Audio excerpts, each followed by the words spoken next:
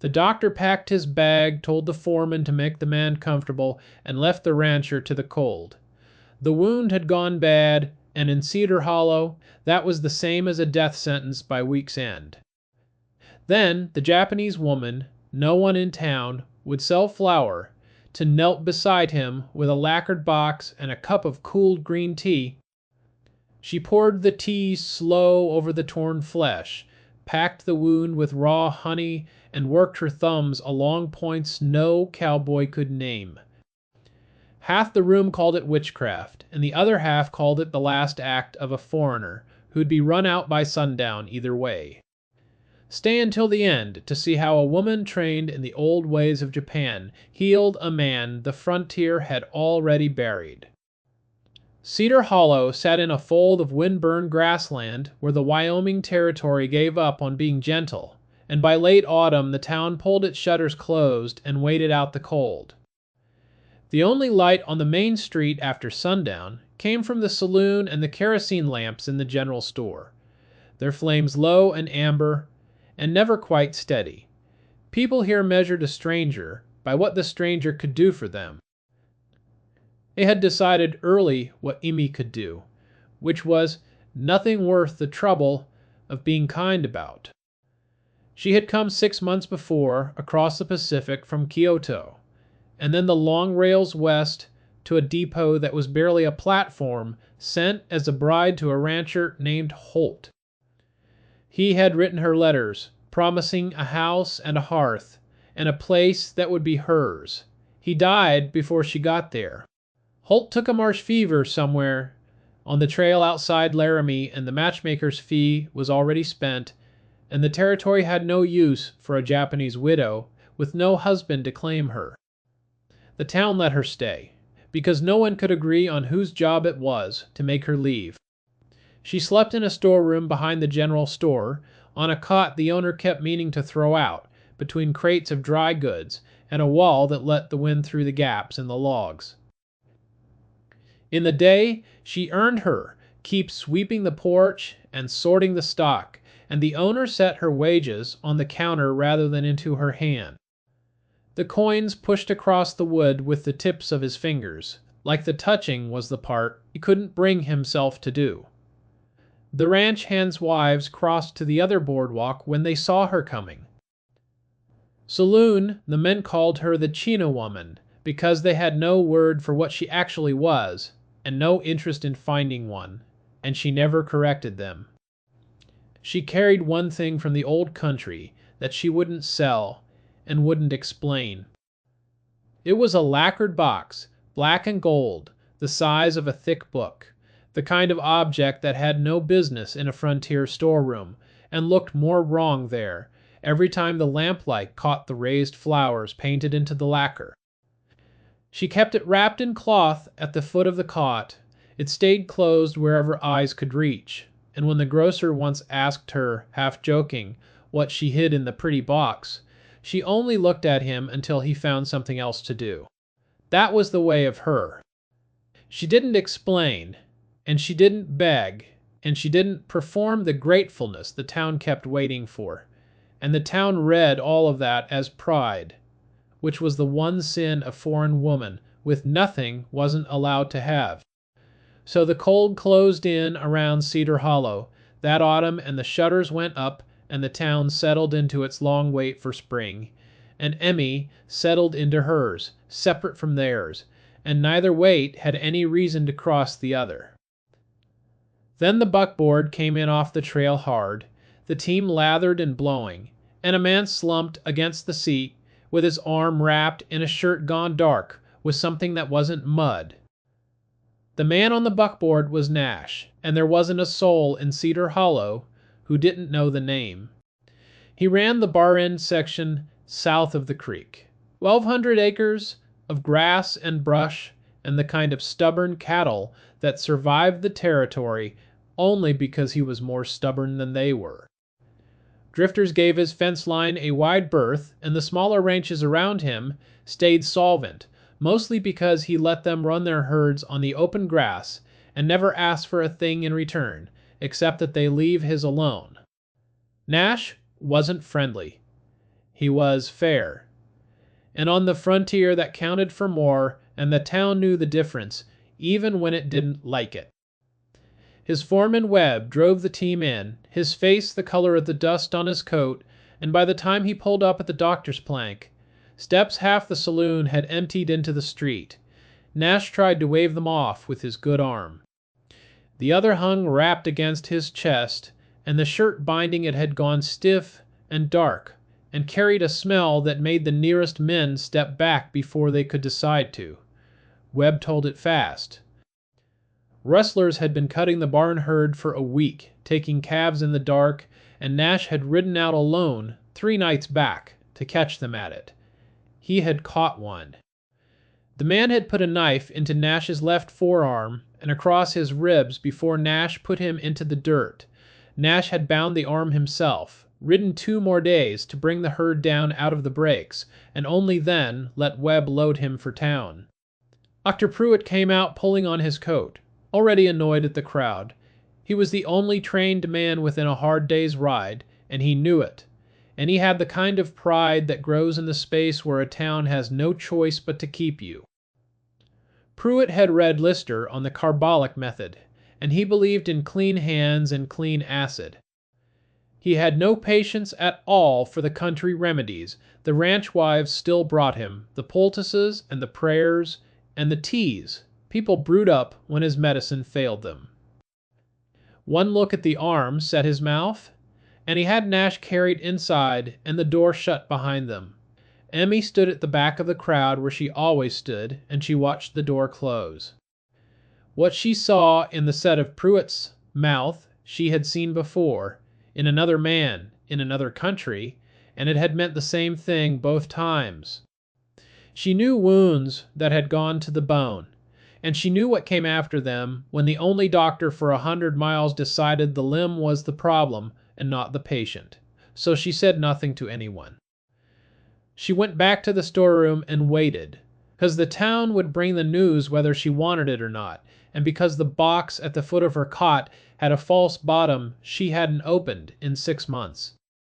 For 2 days, the back room of Pruitt's office smelled like carbolic and burnt cloth, and the slow, sweet rot of a wound that had decided to win. He cleaned the arm with the acid until Nash's jaw locked, and he cauterized the deepest cut with a heated iron, and he packed the rest in clean lint and waited for the fever to break. The fever didn't break. It rose.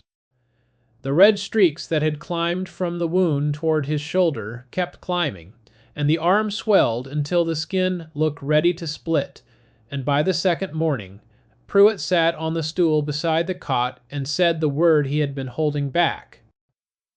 He told Webb the arm had to come off, and even then he wouldn't promise the man, because in his experience a limb this far gone took the body with it half the time, no matter how clean the saw.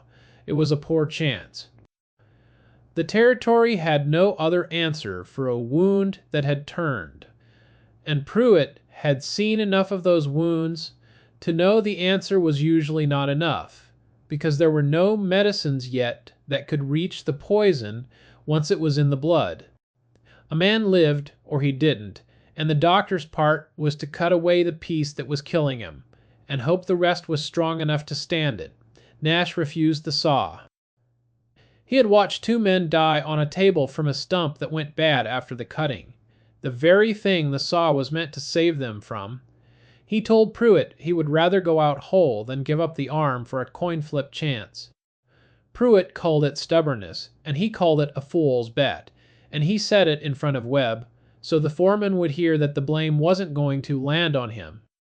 Then he packed his bag, and he told Webb to make the man comfortable, and he walked out, and the town understood the shape of that sentence, even if no one said it aloud. After that, Cedar Hollow began to treat Nash as a man already gone. Women brought food to the bunkhouse and left it on the step. The preacher stopped in once and didn't stay long. Ranch hands rode in from the bar inn in 2s and 3s to stand in the yard and say nothing useful, the way men do when they have come to wait for a death they can't stop.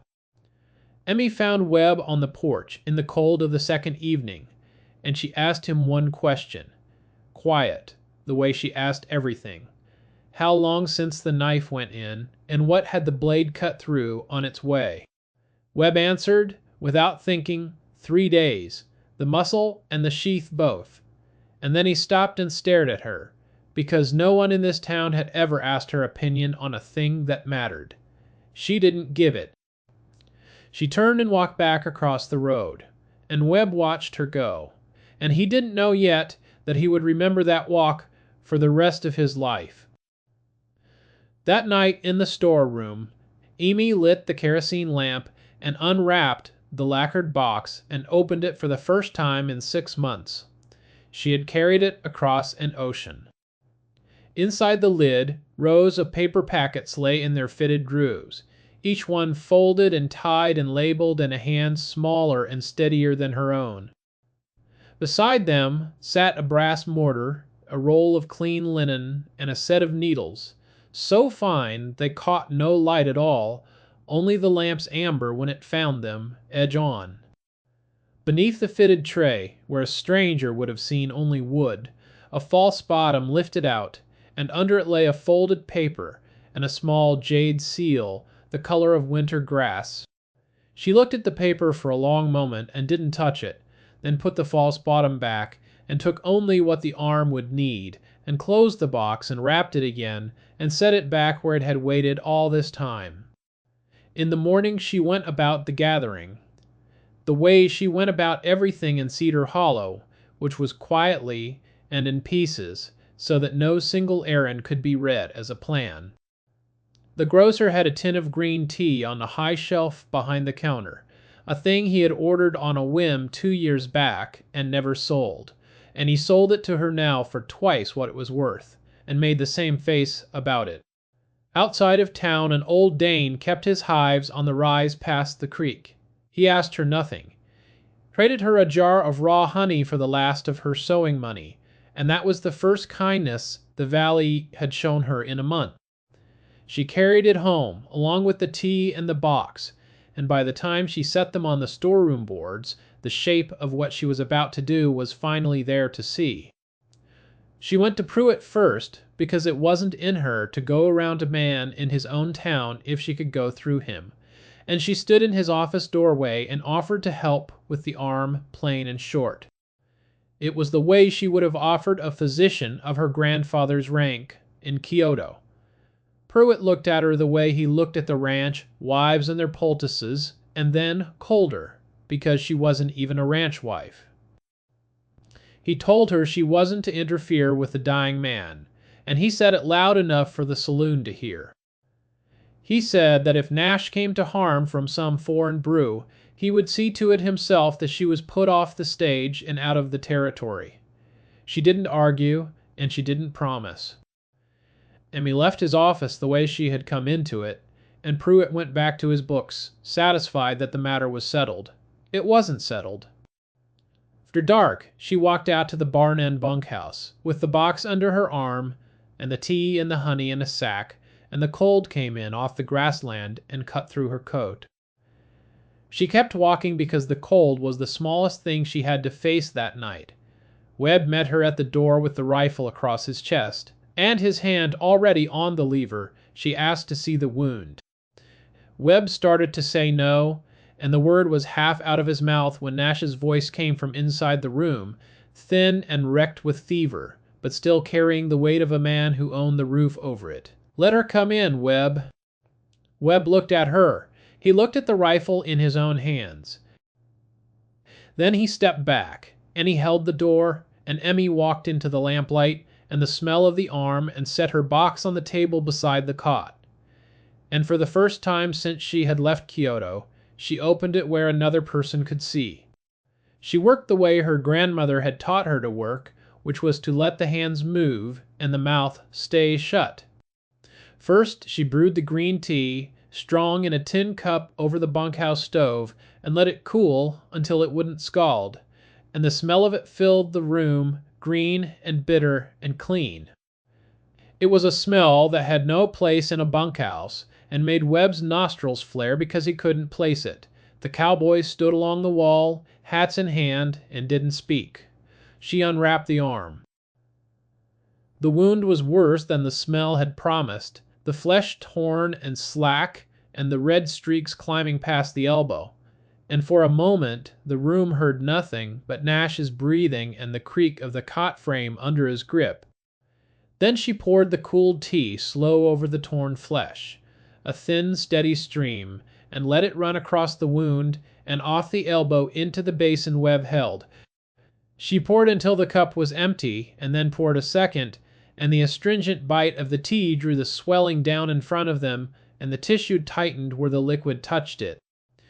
With steady hands, she cleaned out the dead matter, while Nash's knuckles went white cot frame. Then she took up the honey. It was raw and amber and thick, and it caught the lamplight the way the lacquer on her box caught it, and she packed it into the wound until the opening was filled, an inch deep, and she bound the arm in clean linen and tied it firm. The honey would draw the moisture out of the wound and hold the rot back the way it had held rot back since the old kings of Egypt bound their soldiers with it. She didn't say any of this aloud, because the room wouldn't have believed her, and because her grandmother had taught her that a healer explains with her hands. For the pain, she used her thumbs. She pressed them to the points along his arm and shoulder that her grandmother had drawn for her on a paper. She had long since memorized the places where the body's hurt could be reached and turned down. She held each one until the locked set of Nash's jaw began to loosen and his grip on the cot frame opened, finger by finger. The cowboys along the wall had no name for any of it. They watched the way. They watched a farrier set a shoe that had to hold, which was to say, they watched a thing they didn't understand, and decided whether to trust it by the calm of the hands doing it. Nash watched her face in the lamplight. He had expected fear, or pity, or the desperate hope of a woman who needed him to live to prove she was worth keeping, and he got none of it. What he got was the same low, even attention a smith brings to iron that has to take a shape, and somewhere under the fever he understood that this wasn't a woman trying to save him. This was a woman doing the work she knew how to do, and he was the work in front of her. And that was a different thing entirely, and a steadier one. Later, when the arm was bound and the basin carried out and the cowboys had gone, she sat in the chair beside the cot to watch the first hour. Nash found her eyes in the half-dark. "What's your name?" "Emmy." "Where'd you learn this?" "My grandmother, in Kyoto." He didn't push. She didn't offer more. The lamp turned the room amber, and the wind worked at the shutters, and for the first time since she had come to Cedar Hollow, she was sitting in a room where someone had asked her name and waited for the answer. The silence between them wasn't the cold silence of the town. It was the silence of two people who had both been alone a long time and recognized it in each other, and it didn't need a name yet. Or a day and a half, it worked. The arm cooled under the linen, the red streaks faded back down past the elbow, and the swelling softened, and Nash slept in long stretches for the first time since the knife. Webb let himself hope and said so to the hands, and the hands said so to the saloon, and by the second morning, the story in Cedar Hollow was that the foreign woman had pulled the rancher back from the dead. Amy didn't hope. She watched the wound, and she changed the honey, and she watched the wound again, and the watching was the whole of her day. On the third night it broke. The fever came back harder than before, a heat that rolled off Nash's skin in waves and set him to shaking so bad the cot frame knocked against the wall. The wound wept through the linen in a thin, dark run that smelled wrong in a new way. Emmy knelt beside him and put her hand flat on his chest and felt the rhythm of the fight under her palm, and she couldn't tell from the outside whether the body was winning the last of the poison or the poison was winning the body. It was one or the other. She told Webb it would break one way or the other by dawn, and she said it in the same low voice. She said everything, and Webb heard in that voice that she wasn't promising him an ending, only an hour. This was the turn the story took in the dark, the one the town didn't see and wouldn't have believed. A stranger with a remedy, and a man half saved, and nothing certain, and the night very long, and only her hands between him and the dark. She changed the honey dressing twice before midnight, and she worked the pressure points along his arm and his side to keep the pain from breaking him apart, steady circles of her thumbs.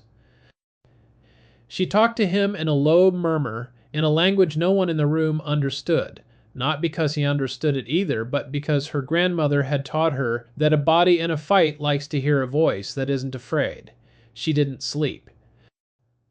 The lamp burned down, and Webb lit a second from the stub of the first, and the amber light never wavered. Emmy knelt beside the cot through the coldest part of the night, with her hands on a man she had no right to touch and every reason to save. It wasn't that she loved him, and not that she needed him. The reason was that she was a healer, and he was the work in front of her, and she had crossed an ocean to be allowed to be that, and nothing else. And she wasn't going to lose the work now to a thing her hands could still fight. By the gray light before dawn, the shaking slowed. By the time the sun came up, the fever had bent, not broken, but bent, and Amy sat back on her heels and let out one long breath and didn't let herself feel anything yet, because a bent fever can straighten again, and she had seen that too. Then the door opened, and Webb's face told her the town had heard, and the story the town was telling wasn't the one that had happened in this room. The version that reached the saloon by mid-morning was simple, and it was wrong. The foreign woman had poured her bruise into the rancher, and that was why he had got worse in the night, and if she kept at it, she would finish what the rustlers started. It was the kind of story a frightened town builds fast, because a story with a villain is easier to carry than a story with a fever that turns on its own. Cedar Hollow had been waiting 6 months for a reason to be done with Emmy, and the fever had handed it one. Pruitt didn't correct them. He had been stung that she went around him, that she had knelt where he had packed his bag, and his pride did the thing pride does, which is to dress a wound in someone else. He said only that she had been warned not to interfere with the careful sadness of a man who wants the room to hear that he isn't surprised, and the room heard it, and the room grew its courage from it. By noon, a knot of ranch hands, half drunk and half righteous, started down the street toward the bar end bunkhouse to drag her out and put her on the stage and be done with it. Webb met them at the door with the same rifle and the same hand on the lever, and this time he meant it, and the men in the yard could see that he meant it, and they stopped. They weren't ready to die for a story they had built over breakfast.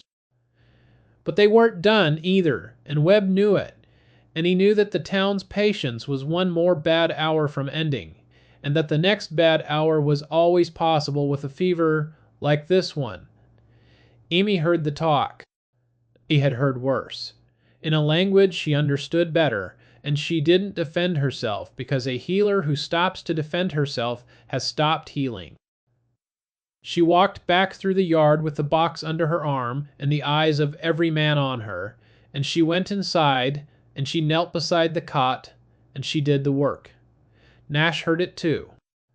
In a gap between the fevers, when the shaking let go of him for a stretch, he heard the voices in the yard and the low, hard talk of the men, and he understood what they had come for. He told Webb to let her work. He said it loud enough that the hallway and the yard heard it, loud enough that it cost him, because the next shaking took him before the words were all the way out, and Webb stepped between the cot and the door and didn't move again. There were 2 fights now. There was the poison in the arm, and there was the poison in the town, and Emmy could only fight one of them with her hands, and she chose the one she knew how to win.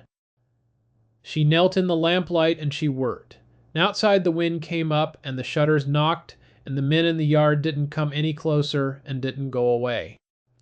That night, the fever held at its bend, and Nash slept, and for the first time in 3 days, Emmy let herself sit in the chair and not kneel. The bunkhouse was quiet. Webb had gone to walk the yard. The lamp was low, and the box sat on the table where she had left it, and Emmy looked at it for a long time before she reached for it. And then she reached, and she lifted the false bottom for the first time since Kyoto. The folded paper was a letter from her father. He had been a physician of an old line in the city, a man who traced his teachers back through the generations, to the houses that had kept the old medicine alive in Japan for 1,500 years.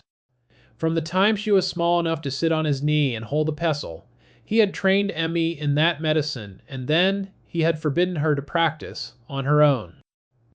In his house, a daughter inherited the knowledge but not the right to use it, and that was the line he wouldn't cross, and he had told her so the night she first set out a shingle of her own. The letter was short. She was no longer his daughter. He had chosen herself over the line, and the line would go on without her. The jade seal was the family's, the one mark that proved a physician had the right to write a prescription in the old way, and it was the only thing she had taken that was hers to take. Her father had given it to her as a child, before he had decided what she could and couldn't be. She had carried it across the water and into a storeroom in Wyoming territory.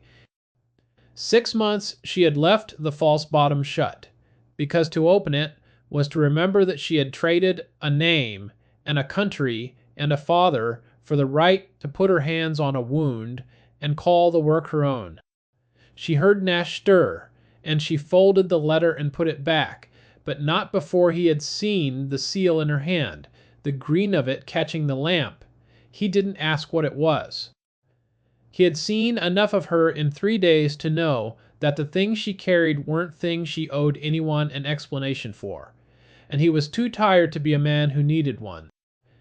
What he said was quiet and rough, and it cost him the last of his breath for that hour. A man who throw away a healer like you is a fool.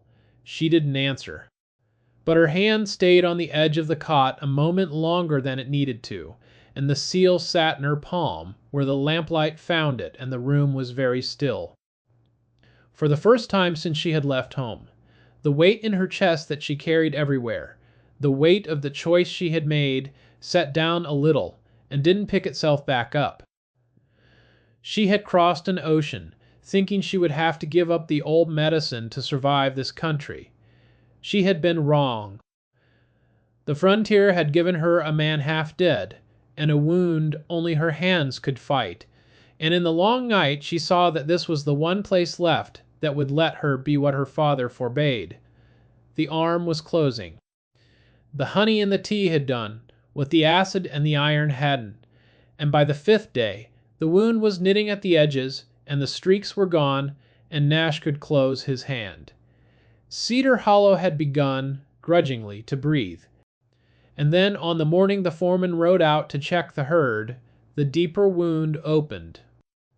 The knife had gone into Nash twice, once in the arm and once across the ribs, and Pruitt had looked at the ribs and judged them shallow and packed them light, and thought no more about it. The ribs hadn't been shallow.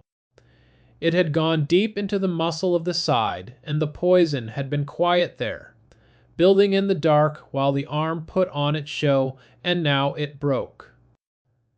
Fever came back, and this time it came from his gut, and Emmy pressed her hands along his side and felt the heat pooled in a place she couldn't reach and couldn't see. Her face, for the first time since Cedar Hollow had known her, showed something, and Webb saw it and went cold. They fetched Pruitt because the arm wasn't the killer, and everyone in the room knew it now. Pruitt came, and he put his hands on the side, and his mouth went flat, and he stood up, and he stepped back. For the first time in the whole story, he looked at Amy without the pride and asked her, stiff and low, what she would do. He had nothing for it. The acid couldn't reach what was in the muscle. The saw couldn't reach it. He was a man of the carbolic method, and the carbolic method had met its edge, and the edge was the woman he had told not to interfere. She took out the needles. She hadn't used them yet. They were the finest things in the box, so thin they bent with the weight of the lamplight, and she set them in a row on a clean cloth. Then she chose her points along the lines her grandmother had drawn for deep internal heat, the ones you use when the fight has gone inside the body and the hands alone can't find it. The first needle went at the crest of his hip, the second below his ribs, the third along the line that ran the length of his side, and she worked the pressure points in a steady rhythm while the needles did their work. They drove the pain down and roused the body's own fight from the inside out. She didn't promise he would live. She promised Webb she wouldn't leave the room until it was decided, and she said it once, and Webb didn't ask again. The night was the crisis and the climax, and the whole of the story compressed into one room. Nash, delirious, burning his mind, somewhere on the trail outside Laramie. Emmy, working without rest, her hands and the needles and the low murmur in her own language, the same three tools, over and over. Through the dark hours, Webb in the corner.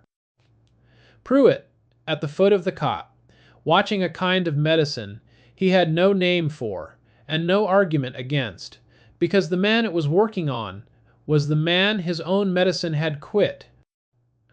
By dawn, the fever bent a second time, and this time it kept bending. By the next morning it broke for good, and Nash opened his eyes and knew the room and knew the woman in the chair beside him.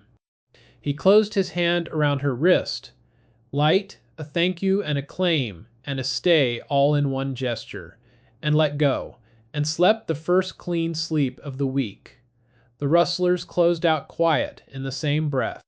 Webb had ridden out at first light and found their camp cold, on the breaks, the fire stamped, the trail heading south. They had heard the rancher wasn't dead yet, and the hands were armed and waiting, and they had decided the Bar Inn wasn't worth a man who wouldn't die. Nash's land was safe in the end. For the same reason, Nash was safe. He had lived. Nash mended slow, the way a man mends when the fight has gone deep and come back out the other side, and over 2 weeks the arm kept, and the side closed, and the color came back into his face. A shade at a time he would ranch again. The hand would close all the way by spring. The first man in Cedar Hollow to come to Amy on his own without being sent and without being shamed into it was the old Dane who kept the bees. He came to the storeroom and took off his hat and asked her, quiet, if she would look at his wife's bad leg, the one the doctors in Cheyenne had given up on years ago. She said, come back tomorrow and bring her. Then the grocer came, with the face of a man who has pushed coins across a counter to avoid a woman's hand, and is now asking that same woman for help. Then a ranch hand's mother, who couldn't sleep for the ache in her joints, walked the length of the town to find the door. They came, one at a time. In the storeroom doorway, hats in hand, they waited, and Amy saw them the way she saw every wound, which was as work. She did the work, and she didn't make them pay for the months of nothing with a single hard word, because her grandmother had taught her that a healer doesn't settle accounts with the sick. Pruitt came last, and he came hardest. He didn't apologize. The man stood in her doorway and asked, stiff as a fence post, if she would show him how she cleaned a wound with the tea. She showed him the wash and the honey and the points for pain, and she answered his questions in plain words and didn't make him small for asking. Pruitt left without a verdict, without a thank you, without anything but a nod, and the silence he left behind was its own kind of concession, the only kind a man like him had to give. Nash came to the storeroom too, but not as a patient. He stood in the door with his arm in a sling and his hat in his good hand, and he offered her a room at the ranch. Honest work, a place that was hers and not a town's left over. He framed it practical, the way a rancher frames everything, as labor and land and a roof that needed a keeper. It wasn't practical. They both knew it wasn't practical, and neither of them said so. And that was the truest thing between them, that they could let a true thing stand without naming it. She accepted. He walked her out to the buckboard, and at the steps he turned to the hands who had gathered to watch, and he said it the way he said everything, plain and low, and not to be argued with. "This is the woman who kept me alive. The room is hers as long as she wants it. She didn't put the jade seal away in the false bottom again." It went on the windowsill of the room he gave her, where the morning light came in and found the green of it and lit it like a small fire. There she stood, with the box open, and the packets in their grooves, and the needles in their cloth, and the kerosene lamp cold, for the first time in a week, because the sun was enough. She was still a stranger in Cedar Hollow, and she was no longer alone in it. Emmy stood at the ranch window in the first light, the jade seal catching the amber from a lamp she hadn't yet put out, a cup of green tea steaming beside it, and the frontier quiet all the way to the creek. She was still a stranger, and she wasn't afraid of being one anymore. Drop a comment with your city, and hit that like button so I can see how far this story travels.